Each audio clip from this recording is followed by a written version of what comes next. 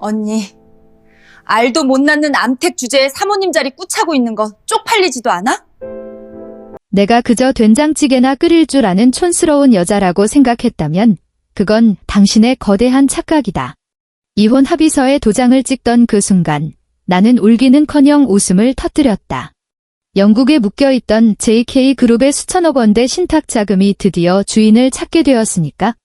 우스운 건 그 배신자가 짝퉁 명품이나 사 모으는 여자를 집안에 들이지 못해 안달이 났다는 사실이다. 결혼식장에서 그 비밀을 알게 되었을 때 그가 지을 표정은 아마 똥 씹은 얼굴보다 훨씬 볼만할 것이다. 기름 쪘네. 그것은 마치 보이지 않는 손처럼 내 목을 서서히 조여왔다. 이 역겨운 냄새가 피부 깊숙이 스며들고 머리카락 한 올 한 올에 박혀 이제는 내 몸의 일부가 되어버린 것만 같았다. 오늘은 추석이다. 이 집안의 며느리, 즉 나 윤서희에게 명절이란 곳 지옥을 의미했다. 거실에서는 시어머니의 째지는 웃음소리와 1년에 한 번 볼까 말까 한 친척들의 거드름 피우는 목소리가 넘어왔다. 반면 나는 새벽 4시부터 10평 남짓한 좁은 주방에 홀로 서서 끝도 없이 전을 부치고 있었다. 녹두전, 호박전, 동태전. 기름 끓는 지글지글 소리만이 지난 3년간 내 결혼 생활을 채운 유일한 배경음악이었다. 서희야, 전 아직 멀었니? 손님들 기다리시잖아. 시어머니는 고개조차 들이밀지 않은 채 거실에서 소리만 질러댔다. 그 목소리가 채찍처럼 내 등을 후려쳤다. 금방 돼요, 어머니. 나는 낮게 대답하며 기계적으로 프라이팬 위에 동태전을 뒤집었다. 뜨거운 기름이 손등에 튀어올랐지만 미동조차 하지 않았다. 아프냐고. 아니, 이미 통각마저 마비된 지 오래였다. 나의 남편, 강도준. 그는 지금쯤 친척들 사이에 앉아 쏟아지는 칭찬을 즐기고 있을 것이다. 중견 건설회사의 과장 타이틀을 단 그는 친척들에게 서울에서 성공한 인물로 통했다. 그리고 나는 그 잘난 남자의 무능한 자네였다. 집안일하고 제사상 차리고 시부모 수발드는 것 외에는 아무짝에도 쓸모없는 여자. 3년 전 나는 집안의 반대를 무릅쓰고 봉사활동에서 우연히 만난 이 평범한 회사원과의 결혼을 고집했다. 내가 JK그룹의 유일한 상속녀라는 사실만 숨긴다면 이해타산 없는 순수한 사랑을 받을 수 있을 거라 믿었던 나의 순진함이 죄였다. 나는 그를 위해 런던에서의 모든 것을 포기했다. 긴 머리를 자르고 오트 쿠티르 드레스를 벗어던지고 시장통에 싸구려 옷을 걸쳤다. 그가 좋아한다는 된장찌개 끓이는 법을 배우며 그가 바라는 현모양처 연극에 충실했다. 나의 위장은 꽤 성공적인 듯 했다. 우습게도 그는 내 과거를 궁금해하지조차 않았으니까. 그에게 나는 지방소도시 출신의 부모를 일찍 여의고 얼마 안 되는 유산으로 겨우 대학을 마친 고아일 뿐이었다. 그가 나를 선택한 건 아마도 내가 다루기 쉬워 보였기 때문일 것이다. 불평 없이 자신을 떠받들어줄 공짜 가정부가 필요했을 테니까. 언니, 고생이 많네. 도준의 여동생, 강도희가 주스잔을 들고 주방으로 들어왔다. 얼굴에는 가식적인 미소가 덕지덕지 발려 있었다. 우리 오빠는 참 복도 많아. 언니처럼 생활력 강한 아내를 얻었으니 말이야. 나는 그녀를 힐끗 쳐다보았다. 그녀가 걸치고 있는 샤넬 재킷, 지난달 내가 몰래 내 사비로 사준 것이었다. 일산 아파트의 전세 대출금을 갚고 본인의 체면칠의 비용을 감당하기에도 벅찬 도준의 월급으로는 어림도 없는 사치였다. 지난 3년 동안 시어머니의 명품 가방부터 시누이의 고액 학원비, 도준이 회사 접대비로 쓴 뒷돈까지 이 집안의 모든 구멍을 메운 건 내 결혼 전 비상금이었다. 그들은 내 피를 빨아먹으면서도 정작 나를 기생충 취급하며 경멸했다. 별말을 다 하네. 나는 억지 미소를 지으며 마지막 전을 접시에 담았다. 드디어 술판이 벌어졌다. 상다리가 휘어지도록 차려진 음식은 장보기부터 요리까지 오롯이 내 노동의 결과물이었다. 남자들이 술잔을 기울이며 허풍을 떠는 동안 여자들의 화제는 금세 나에게로 쏠렸다. 서희야, 너희 결혼한 지 3년 넘지 않았니? 배 소식은 아직도 없는 거야? 도준의 셋째 고모였다. 그녀의 탐욕스러운 눈길이 엑스레이처럼 내 납작한 아랫배를 훑었다. 심장이 덜컥 내려앉았다. 젓가락을 쥔 손에 힘이 들어갔다. 그러게 말이다. 시어머니가 기다렸다는 듯 거들었다. 우리 도준이가 장손인데 내가 신경 좀 써야지. 옆집 박신의 며느리는 시집 온 지 2년 만에 떡두꺼비 같은 아들을 낳았다는데 나는 밥그릇에 코를 박고 밥을 쑤셔 넣는 신용을 했다. 무슨 말을 할 수 있을까? 우리가 1년 가까이 잠자리조차 없는 쇼인도 부부라는 사실을 여기서 까발려야 하나? 남편이라는 작자가 집에만 오면 나를 투명인간 취급한다고 소리라도 쳐야 하나? 엄마, 그만 좀 해요. 도준이 입을 열었다. 아주 잠깐 기대라는 걸 했다. 하지만 이어진 그의 말은 날카로운 얼음 송곳이 되어 내 심장을 후벼 팠다. 이 사람이 살림이라도 잘하니 다행이지 뭘 더 바라겠어요. 그는 마치 성능이 좀 떨어지는 가전제품을 논하듯 무심하게 내뱉었다. 자중에서 폭소가 터졌다. 내 얼굴이 화끈거렸다. 기름에 데인 상처보다 더 쓰라렸다. 사방에서 쏟아지는 동정, 비웃음, 그리고 흥미진진해하는 시선들. 나는 발가벗겨진 채 무대 위에 세워진 광대였다. 그날 밤 친척들이 모두 돌아가고 난장판이 된 거실을 홀로 치우고 있을 때였다. 도준이 술에 떡이 되어 들어왔다. 현관의 신발을 걷어차고 비틀거리는 그의 몸에서는 술 냄새와 함께 낯선 여자의 향수 냄새가 진동했다. 윤서희. 그가 술트림을 하며 나를 경멸 어린 눈으로 훑어보았다. 너 오늘 김 부장님이 얼마나 거들먹거렸는지 알아? 그 집아들이 한성그룹 막내딸이랑 결혼한대. 그 양반 지금 어깨에 힘이 잔뜩 들어갔어. 그런데 난 뭐야? 너랑 결혼해서 내가 얻은 게 뭐냐고. 김치 담그는 거 말고 내가 할 줄 아는 게 대체 뭐야? 나한테 도움이 되긴 해? 그 순간 내 안에 무언가가 완전히 끊어졌다. 나는 묵묵히 마지막 접시를 헹구고 물기를 닦았다. 그리고 천천히 몸을 돌려 그를 똑바로 응시했다. 강도준. 처음으로 그의 이름을 차갑게 불렀다. 우리 이혼해. 그는 잠시 멍하니 있더니 세상에서 제일 웃긴 농담이라도 들은 양 킬킬거렸다. 이혼. 윤서희, 내가 나 없이 살 수나 있어? 아무짝에도 쓸모없는 널 누가 데려가냐? 나는 대답하지 않았다. 머지않아 그가 오늘 내뱉은 모든 단어를 뼈저리게 후회하게 만들어줄 테니까. 진짜 폭풍은 일주일 뒤에 찾아왔다. 베란다에서 월동 준비를 위해 김치통을 정리하고 있을 때 초인종이 울렸다. 도준이 열쇠를 두고 갔나 싶어 문을 열었더니 낯선 젊은 여자가 서 있었다. 풀 메이크업에 몸에 딱 붙는 원피스, 팔에는 신상 에르메스 백을 걸친 그녀는 마치 자신이 집주인이라도 되는 양 거만하게 나를 내려다보았다. 당신이 윤서희예요. 목소리에는 설탕을 들이부은 듯한 느끼한 애교가 섞여 있었다. 내가 대답하기도 전에 그녀 뒤에서 도준이 나타났다. 나를 본 그의 얼굴에 당황한 기색이 스쳤지만 이내 뻔뻔한 가면을 썼다. 서희야, 인사해. 이쪽은 최미나 씨야. 최미나.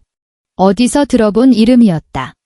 아, 도준이 최근 통화할 때마다 우리 미나라며 살갑게 부르던 그 회사 인턴이었다. 최미나는 나를 거들떠보지도 않고 거실로 성큼성큼 들어와 집 안을 훑어보았다. 그러고는 나를 향해 승리자의 미소를 날렸다. 언니. 그녀는 일부러 친근한 척 나를 불렀다. 그녀의 손이 자신의 아랫배를 부드럽게 감쌌다. 저, 도준 오빠 아이 가졌어요. 3개월이래요. 의사 선생님이 아들이라고 하던데. 아직 티도 안 나는 배를 내밀며 그녀가 뱉은 말은 정확히 내 급소를 노린 총알이었다. 오빠가 그러더라고요. 연니한테 질릴 대로 질렸다고. 알도 못 낳는 암탉이 안방 차지하고 있는 거 부끄럽지도 않아요? 나는 그녀를 그리고 그 옆에서 침묵으로 동조하고 있는 남자를 번갈아 보았다. 내가 한때 사랑했던 남자였다. 지옥 같은 배신감이 이런 것일까? 하지만 예상과 달리 소리를 지르거나 울부짖고 싶지는 않았다. 오히려 폭풍전야의 바다처럼 내 내면은 소름 끼치도록 차분해졌다. 나는 웃었다. 비소가 아니었다. 이 상황이 너무나도 터무니없고 우스워서 터져나온 진심 어린 웃음이었다. 그래, 좋아. 내 반응의 도준과 최미나의 표정이 동시에 굳어졌다. 나는 서재로 들어가 서랍 깊숙이 넣어두었던 이미 작성해둔 이혼 합의서를 꺼내 서명했다. 그리고 그것을 도준의 면전에 밀어 던졌다. 재산 분할은 필요 없어. 얼이 빠진 그를 보며 내가 말을 이었다. 이 아파트, 그리고 당신 명의의 예금, 전부 당신과 당신의 새로운 가족에게 넘길게. 도준의 얼굴에 안도감이 번졌다.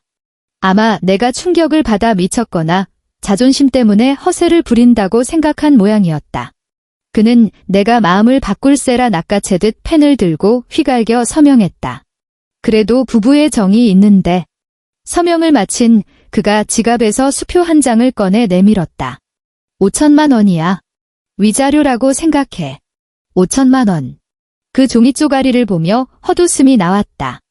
런던 드레스룸에 있는 내 구두 한 켤레 값도 안 되는 돈이었다. 됐어. 나는 짧게 대꾸하고 안방으로 들어갔다. 짐은 챙기지 않았다. 이 집의 모든 물건에는 구역질 나는 기억이 묻어 있었다. 나는 침대 옆 협탁의 비밀 공간에서 영국 여권 하나만을 꺼내 들었다. 방을 나와 현관으로 향할 때 나는 그 두 사람에게 눈길조차 주지 않았다. 길가에 버려진 쓰레기 봉투를 굳이 쳐다볼 필요가 없듯이. 등 뒤에서 달칵하고 도어록이 잠기는 소리가 들렸다. 익숙한 복도에 섰지만 공기는 전혀 다르게 느껴졌다. 나는 폐부 깊숙이 차가운 공기를 들이마신 뒤 주머니에서 3년 동안 꺼둔 휴대전화를 꺼냈다. 손가락이 기억하는 번호를 눌렀다. 신호음이 한 번 울리기도 전에 연결되었다. 아가씨, 드디어 연락을 주셨군요. 수화기 너머로 정중하고 침착한 영국식 억양의 목소리가 들려왔다. 김 집사. 내 목소리는 더 이상 주눅든 며느리의 것이 아니었다. 본래의 냉철하고 단호한 톤이 돌아와 있었다. 그룹 전용기 뛰어. 1시간 뒤 김포공항에서 봐. 본사로 돌아갈 거야? 알겠습니다, 아가씨. 귀환을 환영합니다. 전화를 끊고 창밖을 올려다보았다. 서울의 하늘은 지난 3년 내 삶처럼 뿌옇게 흐려 있었다. 하지만 이제 모든 것이 바뀔 것이다. 게임은 이제부터 시작이다. 강도준, 내 인생의 종말을 맞이할 준비는 되었니? 강도준은 아마 이번 생에 다시 없을 최고의 거래를 했다고 믿고 있을 것이다. 돈 한 푼 안 드는 촌스러운 아내를 내쫓고 전 재산을 지켰으며 대를 이어줄 아들까지 얻었으니 말이다. 나는 그가 최미나 앞에서 나를 얼마나 깎아내리며 자신의 관대함을 자랑했을지 안 봐도 비디오였다. 그는 자신의 새 출발을 세상에 알리고 싶어 안달이 났다. 이혼 도장을 찍은 지 한 달도 채 되지 않아 재혼 소식이 들려왔다. 강남에 꽤 번듯한 호텔을 예약하고 아는 사람은 죄다 초대했다. 마치 자신이 얼마나 잘 나가는지 젊고 예쁜 여자와 재혼하는 능력을 과시하고 싶어 미친 사람 같았다. 아가씨, 조사 결과 강도준이 다니는 대형 건설의 자금 사정이 꽤 좋지 않습니다. 게다가 이번 결혼식 비용과 최미나 씨의 사치를 감당하느라 제3금융권 대출까지 손을 댔더군요. 런던의 집무실, 김 집사가 태블릿을 넘기며 보고했다. 나는 JK그룹 본사 최상층 오피스에 앉아 런던 금융가의 야경을 내려다보고 있었다. 손에는 최상급 블루마운틴 커피가 들려 있었다. 이것이 원래 내가 있어야 할 자리였다. 당연히 쪼들리겠지? 나는 피식 웃었다. 지난 3년 동안 내가 해외 페이퍼 컴퍼니를 통해 투자니 재테크니 하는 명목으로 그 사람 회사에 꽂아준 돈이 200억 원이 넘어. 그가 자랑하던 대형 프로젝트들, 그거 다 우리 계열사에서 떡국을 던져주듯 넘겨준 하청이었어. 내가 빠졌으니 돈줄이 마르는 건 시간 문제지. 김 집사가 고개를 끄덕였다. 예상대로입니다. 그리고 최미나 씨의 카드 명세서가 화려합니다. 청담동 명품 거리에서 일주일 새 1억 원 가까이 긁었더군요. 재미있는 건 감정팀 보고에 따르면 그녀가 샀다는 에르메스 버킨백들 전부 S급 짝퉁입니다. 입가에 웃음이 번졌다. 천생연분이네. 허세에 찌든 남자와 눈썰미 없는 속물 여자의 만남이라니. 최민아는 자신이 재벌가 사모님이라도 된 줄 착각하고 인스타그램에 사진을 도배하고 있었다. 내가 살던 그 아파트를 온갖 싸구려 장식품으로 촌스럽게 꾸며놓고는 짝퉁 가방과 대출로 산 다이아 반지를 자랑하며 샵사인 남편 사랑 샵사인 행복한 일상 따위의 태그를 달아대고 있었다. 나는 그런 광대 노름에 일일이 반응하지 않았다. 런던 복귀 후 나는 JK그룹의 유럽 총괄 업무를 인수했다. 짧은 단발로 스타일을 바꾸고 내 몸에 딱 맞는 맞춤 슈트를 입었다. 윤서희라는 이름이 다시 경제 매거진 표지를 장식하기 시작했다. 다만 한국에서는 최상위 금융권 인사를 제외하고는 JK그룹의 후계자가 3년 전 증발했던 윤관의 딸이라는 사실을 아는 이가 거의 없었다. 그러던 어느 날 우연한 계기가 찾아왔다. 왕실 주최 자선 전시회에 참석했다가 나오는 길에 프랑스의 유명 파파라치에게 사진이 찍힌 것이다. 디올의 베이지색 트렌치코트를 입고 롤스로이스 팬텀에 오르는 내 모습. 무심한 듯 시크한 표정이 담긴 그 사진은 묘한 분위기를 풍겼다. 이 사진이 한국 온라인 커뮤니티로 흘러 들어갔다. 동양적인 마스크에 귀족적인 분위기가 더해져 신비의 동양 공작 부인이라는 별명까지 붙으며 순식간에 화제가 되었다. 네티즌들은 내가 은둔형 재벌 3세다. 유럽 왕실의 며느리다 하며 온갖 추측을 쏟아냈다. 그리고 이 사진은 강도준의 회사 단톡방까지 퍼졌다. 강 과장, 이 사진 봤어? 이 여자, 자네 전처랑 좀 닮지 않았나? 탕비실에서 한 동료가 휴대전화를 들이밀었다. 강도준의 표정이 눈에 선했다. 처음엔 놀라고 다음엔 비웃었겠지? 말도 안 되는 소리 하지 마십시오.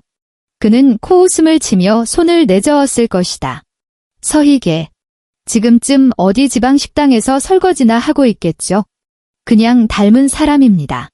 저 옷이랑 차 좀 보세요. 윤서희는 옷 한 벌 사는 것도 벌벌 떨던 여자라고요. 동료들은 고개를 갸웃하며 돌아섰을 것이다. 그들의 기억 속 윤서희는 늘 늘어난 티셔츠를 입고 주눅 들어있던 초라한 주부였으니까. 사진 속 당당한 여왕 같은 여자와 매치될 리가 없었다. 강도준은 애써 불안감을 지우고 결혼식 준비에 몰두했다. 그날만큼은 자신이 세상의 주인공이 되어야 했으니까. 나를 버린 것이 최고의 선택이었음을 증명해야 했으니까. 결혼식 전날 최민아는 드레스 때문에 또 한바탕 난리를 피웠다. 왜 베라왕을 못 입는다는 거야? 내 친구들은 다 그거 입었단 말이야. 과장이나 달았으면서 왜 이렇게 쪼잔해? 최민아의 날카로운 목소리가 전화기 너머로 쩌렁쩌렁 울렸다. 돈이 땅 파서 나오는 줄 알아? 강도준도 폭발했다. 회사 자금 압박에 결혼식 비용까지 그는 벼랑 끝에 몰려 있었다. 너한테 쓴 돈이 얼만지 알아? 우리 지금 상황이 어떤지 알기나 하냐고. 몰라. 나 강씨 집안 장손 가졌어. 최고로 안 해주면 애 지워버릴 거야. 어머니한테 뭐라고 할지 두고 봐. 결국 백기를 든 건 강도준이었다. 그는 이를 악물고 또다시 고리대금 업체에 손을 벌려 최민아가 원하는 최고급 드레스를 대여했다. 결혼식만 끝나면 아이만 낳으면 다 해결될 거라고 스스로를 최면 걸듯 위로하면서. 하지만 그가 기다리는 해결은 영원히 오지 않을 것이다. 런던의 이쪽 끝에서 내가 그를 위한 아주 특별한 축의금을 준비했으니까. 나는 김 집사에게 내선 전화를 걸었다. 김 집사, 한국 쪽 준비는 끝났지? 네, 아가씨. JK그룹 영국 본사 명의로 한국의 모든 주요 경제지에 보도 자료를 배포했습니다. 아가씨께서 그룹 글로벌 전략기획실장으로 공식 취임한다는 내용과 함께 프로필 사진, 전체 이력을 첨부했습니다. 엠바고 해제 시각은 내일 오전 11시, 강도준 씨의 결혼식 시작 시각입니다. 완벽해. 나는 잠시 뜸을 들이다 덧붙였다. 그리고 대형 건설 프로젝트 파트너사들에게 통보해. 내일 오전 11시 5분, 대형 건설 측에 계약 해지 통보서 발송하고 모든 미수금 가압류 신청하라고. 알겠습니다. 마지막으로 하나 더. 창밖의 화려한 불빛을 바라보며 내 목소리는 더없이 차분하게 가라앉았다. 강도준 결혼식장에 화환 하나 보내. 문구는 어떻게 할까요? 나는 입꼬리를 올리며 말했다. 이렇게 써 당신과 당신의 짝퉁 신부에게 결혼 축하해. 전화를 내려놓고 창가에 섰다. 런던의 하늘이 붉게 타오르고 있었다. 저 멀리 한국에서는 곧 산산조각날 가짜 축제가 막을 올리고 있었다. 결혼식 당일의 햇살은 기분 나쁠 정도로 눈부셨다. 강도준은 빳빳한 새 턱시도를 입고 머리에는 왁스를 잔뜩 발라넘긴 채 호텔 로비에 서 있었다. 하객들을 맞이하는 그의 얼굴은 억누를 수 없는 자신감으로 번들거렸다. 마치 결혼식이 아니라 대관식이라도 치르는 사람처럼. 그는 꿈에도 모르고 있었다. 자신의 발밑이 이미 무너져 내리고 있다는 것을. 아이고, 강 과장. 축하하네. 신부가 아주 꽃이네, 꽃이야. 과장님, 정말 복도 많으십니다. 겹경사네요, 겹경사. 하객들의 아부 섞인 축하 인사가 끊이지 않았다. 강도준은 허리를 꼿꼿이 세우고 입이 찢어질 듯 웃었다. 그는 지금 자신이 인생의 절정, 그 찬란한 꼭대기에 서 있다고 믿었다. 지난 3년, 윤서희와 살면서 느꼈던 그 칙칙하고 답답했던 기분이 말끔히 씻겨 내려가는 듯 했다. 그래, 최미나야말로 나에게 행운을 가져다 줄 여자다. 젊고, 예쁘고, 애교 많고, 무엇보다 뱃속에 내 미래를 품고 있으니까. 대출로 빌린 베라왕 드레스를 입은 최미나는 강도준의 팔짱을 끼고 거만한 표정으로 서 있었다. 그녀는 친구들에게 손을 흔들며 손가락에 끼워진 거대한 다이아몬드 반지를 자랑하기 바빴다. 저 반지를 사느라 강도준이 1년은 꼬박 숨만 쉬고 빚을 갚아야 한다는 사실은 안중에도 없었다. 어머, 미나야. 남편이 정말 잘해주나 봐. 그럼요. 도준 오빠가 그러는데 앞으로 내가 갖고 싶은 건 뭐든 다 사준대요. 최미나의 목소리에는 콧소리가 잔뜩 섞여 있었다. 그녀의 눈빛은 마치 자신의 영토를 순찰하는 여왕처럼 도도했다. 오전 11시 정각, 웅장한 음악과 함께 예식이 시작되었다. 강도준과 최미나가 하얀 카페트 위 깔린 버진 로드를 걸어갔다. 주례의 상투적인 축사가 이어지고 하객들은 박수를 보냈다. 모든 것이 완벽하고 평화로운 한 편의 드라마 같았다. 반지 교환 순서가 끝나고 신랑의 축사 차례가 되었다. 강도준은 마이크를 잡고 목을 가다듬었다. 얼굴에는 감격의 겨운 미소가 번졌다. 존경하는 내빈 여러분, 그리고 사랑하는 가족 여러분, 안녕하십니까? 오늘이야말로 저 강도준의 인생에서 가장 중요하고 가장 행복한 날입니다. 그는 옆에 선 최미나를 꿀 떨어지는 눈빛으로 바라보았다. 저에게 새로운 삶을 선물해준 아내, 미나에게 감사합니다. 그녀는 제 인생에 다시금 햇살을 비춰주었고 희망을 심어주었습니다. 사랑뿐만 아니라 우리 가문의 미래까지 안겨주었죠. 그의 목소리에는 우월감이 뚝뚝 묻어났다. 그는 굳이 하지 않아도 될 말을 덧붙이며 묘한 쾌감을 즐겼다. 좋은 반려자는 남자에게 복을 가져다 준다는 말을 실감합니다. 그녀 덕분에 저는 비로소 진짜 삶이 무엇인지, 무엇을 위해 살아야 하는지 깨달았습니다. 과거의 그 불필요하고 무거웠던 짐들을 벗어던지니 제 앞날이 훤히 뚫린 고속도로 같습니다. 객석에서 우레와 같은 박수가 터져나왔다. 혼주석에 앉은 시어머니는 눈시울을 붉히며 옆자리 친척에게 속삭였다. 봤지? 우리 도준이가 여자 보는 눈은 있다니까? 최미나 역시 감동한 표정을 연기하며 강도준의 품에 안겼다. 그녀의 손은 은근슬쩍 아랫배를 쓰다듬으며 자신의 가장 큰 무기를 과시하고 있었다. 그 화기애애한 분위기를 찢고 연회장 입구에 낯선 불협화음이 끼어들었다. 도준의 고모였다. 전 시댁 식구 중 가장 속물적이면서도 소식통 하나는 기가 막히게 빠른 여자. 평소라면 우아한 척하며 남의 뒷담 화나 즐겼을 그녀가 지금은 옷도 제대로 갈아입지 못한 채 헝클어진 머리로 뛰어 들어오고 있었다. 얼굴은 백지장처럼 하얗게 질려 있었다. 도준아. 강도준. 그녀는 입구의 직원들이 제지할 틈도 없이 비틀거리며 안으로 돌진했다. 찢어질 듯한 고함이 음악 소리를 뚫고 들어왔다. 하지만 강도준은 자기 도취에 빠져 그 소란을 눈치채지 못했다. 마지막으로 다시 한번 나의 아내 미나에게 고맙고 사랑한다는 말을 전합니다. 강도준이 마이크에 대고 외치며 신부에게 키스하려는 찰나였다. 어느새 단상 아래까지 달려온 고모가 숨이 턱끝까지 차올라 헐떡이며 강도준을 향해 삿대질했다. 입술이 파들파들 떨려 말조차 제대로 나오지 않는 듯했다. 고모님, 왜 그러세요? 가장 가까이 있던 시어머니가 놀라서 일어났다. 하객들의 시선도 웅성거림과 함께 그쪽으로 쏠렸다. 강도준은 미간을 찌푸렸다. 완벽하게 연출된 자신의 무대를 고모가 망치고 있다고 생각했다. 고모, 무슨 급한 일이라도 있으세요? 시 끝나고 말씀하시죠. 그는 낮게 으르렁거렸다. 끝나긴 뭐가 끝나. 이 미친놈아. 고모가 드디어 숨을 몰아쉬며 비명을 질렀다. 너 지금 제정신이야? 연 회장은 순식간에 찬물을 끼얹은 듯 조용해졌다.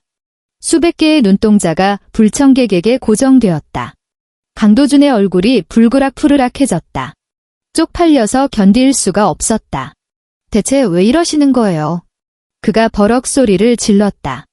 하지만 고모는 아랑곳하지 않고 공포에 질린 손으로 휴대전화를 꺼내 강도준의 눈앞에 들이밀었다. 이거 봐. 내 눈으로 직접 보라고. 뉴스를 봐. 내가 무슨 짓을 저질렀는지. 이미 눈치 빠른 하객 몇몇은 휴대전화를 꺼내 검색을 시작하고 있었다. 몇 초 뒤 여기저기서 경악에 찬 탄성이 터져나왔다. 세상에, 이거 진짜야? 말도 안 돼. 강도준은 영문을 모르겠다는 표정으로 웅성거리는 하객들과 울기 직전인 고모를 번갈아 보았다. 불길한 예감이 등골을 타고 차갑게 기어올랐다. 이 멍청한 놈아. 내가 방금 이혼 도장 찍은 그 여자가 JK그룹 외동딸 윤서희라고. 고모의 날카로운 목소리가 적막한 호란에 천둥처럼 내리꽂혔다. 그 문장은 너무나 명확해서 그 자리에 있는 모든 사람의 고막을 때리고 들어갔다. 강도준의 머릿속이 하얗게 전멸했다. 윙하는 이명소리만 들릴 뿐 고모가 무슨 말을 하는지 이해할 수가 없었다. JK그룹, 윤서희. 그게 무슨 개소리야? 된장찌개나 끓이고 시장통 옷이나 입던 그 궁상맞은 여자가 대한민국을 넘어 세계를 움직이는 JK그룹의 상속녀라고? 고모가 노망이 나도 단단히 났구나 싶었다. 형님, 무슨 헛소리를 하시는 거예요? 시어머니가 펄쩍 뛰며 고모를 막아섰다. 미치셨어요. 우리 며느리. 아니, 그 윤서희 걔는 부모도 없는 고아예요. 어디서 남의 귀한 아들 결혼식에 죄를 뿌려요. 하지만 시어머니의 악에 바친 부정은 이미 거대한 파도처럼 밀려오는 웅성거림에 묻혀버렸다. 진짜네. 네이버 메인 떴어. JK그룹의 베일에 쌓인 상속녀 윤서희, 경영 일선 복귀. 글로벌 전략기획실장 선임. 젊은 친척 하나가 휴대전화를 치켜들고 기사 제목을 낭독했다. 맞아. 사진도 있어. 대박. 얼마 전에 인터넷 난리 났던 그 동양의 공작 부인 사진이잖아. 그게 윤서희였어. 어디 봐, 어디. 순식간에 모든 하객이 휴대전화를 꺼내 들었다. 번쩍이는 화면 불빛들이 강도준을 포위했다. 수없이 많은 액정 속에서 윤서희가 그를 내려다보고 있었다. 하얀 정장을 입고 JK그룹 로고 앞에 앉아 날카롭고 지적인 눈빛으로 정면을 응시하는 그녀. 그들이 알던 주눅든 가정주부는 온데간데 없었다. 강도준은 덜덜 떨리는 손으로 가까이 있던 하객의 전화기를 낚아챘다. 화면 속의 여자는 분명 윤서희였지만 동시에 윤서희가 아니었다. 기사에는 그녀의 화려한 이력이 줄줄이 나열되어 있었다. 옥스퍼드 경제학 철학 복수 전공, 골드만삭스와 모건 스탠리 근무, 3년 전 개인 사정으로 휴직 후 복귀. 글자 하나하나가 망치가 되어 그의 뒤통수를 후려갈겼다. 그녀가 했던 말들이 주마등처럼 스쳐 지나갔다. 괜찮은 외국 대학을 나왔다고 했을 때 콧방귀를 뀌었던 자신. 그녀가 영문경제 잡지를 읽을 때 폼 잡지 말라고 비웃었던 자신. 해외 사업 조언을 하려던 그녀에게 집구석에 있는 여자가 뭘 아냐며 면박을 줬던 자신. 그녀는 연기한 게 아니었다. 그녀는 그가 평생 닿을 수도 없는 세계의 언어로 그가 상상조차 못할 삶을 살고 있었던 것이다. 그리고 그는 그 거인을 깔고 앉아 비웃던 세상에서 제일 가는 머저리였다. 도준 씨. 이게 다 뭐야? 옆에 있던 최미나도 기사를 본 모양이었다. 그녀의 얼굴에서 핏기가 싹 가셨다. 강도준의 팔을 잡은 손이 하얗게 질려 있었다. 그녀가 쟁취했다고 믿었던 승리가 사실은 거대한 함정이었다는 걸 깨닫는 순간이었다. 거짓말이야. 말도 안 돼. 강도준은 넋이 나간 사람처럼 중얼거렸다. 그러다 갑자기 고개를 쳐들고 하객들을 향해 악을 썼다. 다 가짜야. 이거 다 조작된 뉴스라고. 누가 합성한 거야. 그때였다. 혼주석 근처에 앉아있던 중년 남자가 허벅지를 치며 벌떡 일어났다. 도준의 사업을 도와주던 먼 친척 아저씨였다. 그의 얼굴은 사색이 되어 있었다. 망했다. 다 끝장났어. 그가 절망에 찬 눈으로 강도준을 노려보았다. 얘야, 강도준. 너 지난달에 따냈다는 대한중공업건, 그리고 SJ전자 협력사업. 그 회사들 대주주가 어딘지 알아? JK투자사업부야. 아저씨의 외침이 강도준의 마지막 이성을 끊어놓았다.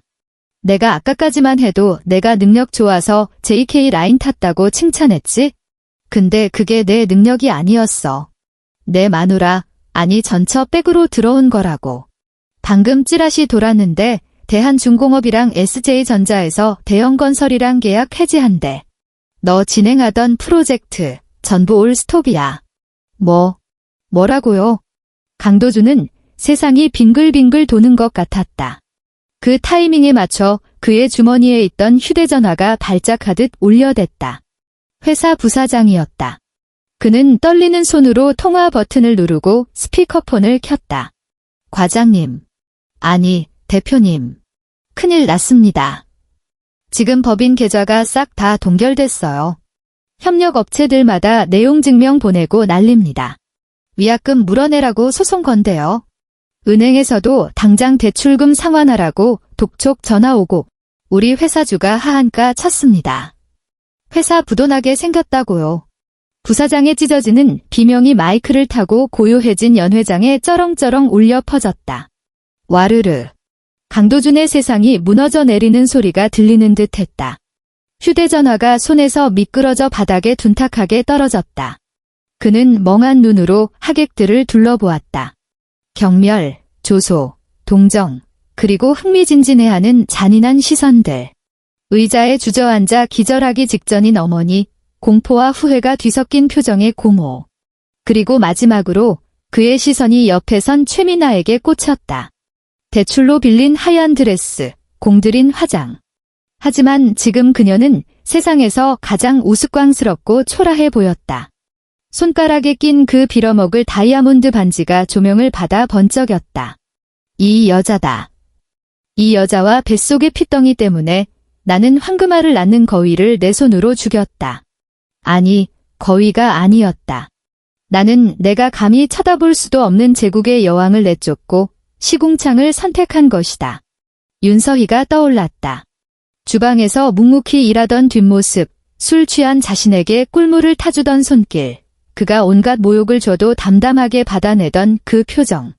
그 모든 기억이 이제는 날카로운 칼날이 되어 그를 난도질했다.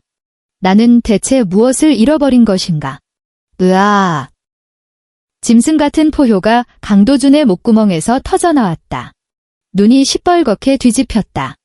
후회는 순식간에 맹목적인 분노로 바뀌었다. 그는 자신의 파멸을 불러온 원흉, 최미나를 노려보았다. 너 때문이야. 너 같은 년 때문에. 강도준이 몸을 획 돌려 최미나의 목을 졸랐다. 내가 내 인생 망쳤어. 내가 다 망쳤다고. 강도준은 완전히 이성을 잃었다. 그는 미친 사람처럼 최미나의 목을 조르며 흔들어댔다. 까! 사람 살려. 최미나는 혼비백산하여 강도준의 팔을 핥히고 발버둥 쳤다. 비싼 드레스 자락이 북북 찢어지고 짓밟혔다. 그녀의 얼굴은 붉게 달아올랐고 눈물과 콧물로 화장이 번져 괴물처럼 변해갔다. 도준아, 너 미쳤니? 이거 놔. 말려. 빨리 말려. 시부모와 남자 친척들이 무대 위로 뛰어 올라가 강도준을 뜯어 말렸다. 엉겨붙은 몸싸움에 예식장은 아수라장이 되었다. 겨우 풀려난 최민아는 바닥에 나뒹굴며 캑캑거렸다. 하지만 강도준의 광기는 멈추지 않았다.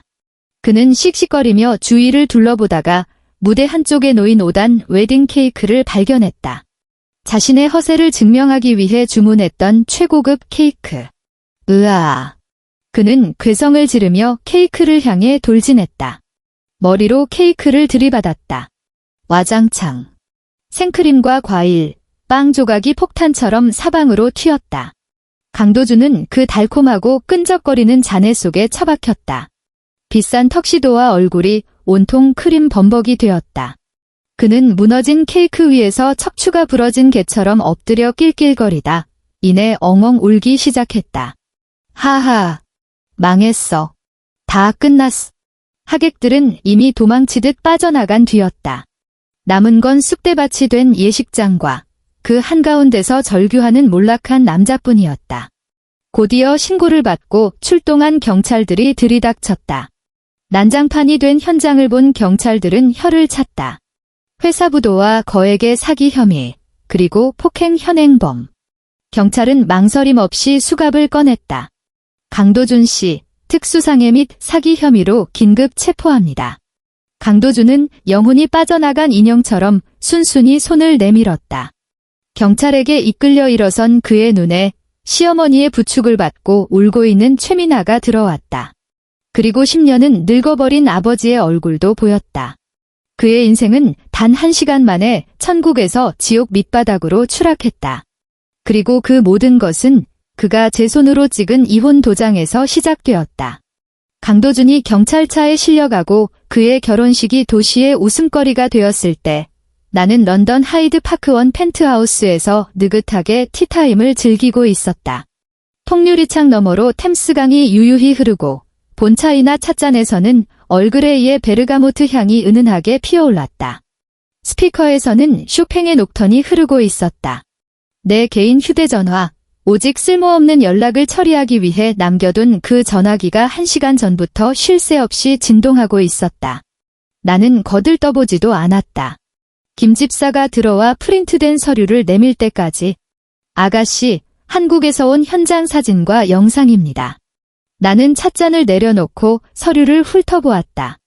생크림 범벅이 된 채 수갑을 차고 끌려가는 강도준. 그 뒤로 보이는 처참하게 망가진 결혼식장. 그의 눈은 텅 비어 있었다. 아무런 감정도 들지 않았다. 통쾌함도, 희열도, 그렇다고 일말의 동정심도 없었다. 그는 이제 나와는 아무 상관없는 타인이었다. 그의 파멸은 내 인생이라는 거대한 서사 귀퉁이에 쓰인 아주 사소한 주석에 불과했다. 치워. 내가 짧게 말했다. 네, 알겠습니다. 김 집사가 서류를 거두며 덧붙였다. 그리고 아가씨의 개인 휴대전화로 강도준 씨가 보낸 문자 메시지가 378통, 부재중 전화가 121통 와 있습니다. 나는 그제야 휴대전화를 집어들었다. 잠금을 해제하자 알림창이 터질 듯 밀려들었다. 나는 무심하게 메시지 몇 개를 눌러보았다. 서희야, 내가 잘못했어. 제발 용서해줘. 서희야, 우리 3년 정을 봐서라도 한 번만 살려줘. 회사는 살려야지. 다 최민아 그 꽃뱀년이 꼬신 거야. 내 마음은 항상 너뿐이었어. 서희야, 내가 돌아오면 당장 이혼할게. 하라는 대로 다 할게. 제발 기회를 줘. 비굴하고 역겹고 끝까지 계산적인 문장들. 그는 마지막 순간까지도 나에게 준 상처를 뉘우치는 게 아니라 나를 이용해 구덩이를 빠져나갈 궁리만 하고 있었다. 나는 헛웃음을 흘리며 연락처 목록에서 강도준을 찾았다. 화면에 몇 가지 옵션이 떴다. 내 손가락은 망설임 없이 차단 버튼 위로 내려앉았다. 톡. 세상이 순식간에 조용해졌다. 나는 휴대전화를 뒤집어 놓고 다시 찻잔을 들었다. 창밖의 햇살이 따스하게 내 어깨를 감쌌다. 지난 3년의 악몽은 찻잔 바닥에 남은 찌꺼기처럼 물로 헹구면 흔적도 없이 사라질 것들이었다. 기름 쩐내 나는 주방의 윤서희는 죽었다. 이제 살아있는 건 JK 그룹의 윤서희뿐이다. 나의 치유는 그 남자의 파멸에서 오는 것이 아니라 내가 온전한 나 자신을 되찾았다는 사실에서 온다. 강도준과 그 기생충 같은 인간들은 그들이 자초한 지옥 속에서 영원히 고통받을 것이다. 그리고 그건 더 이상 내 알 바가 아니다.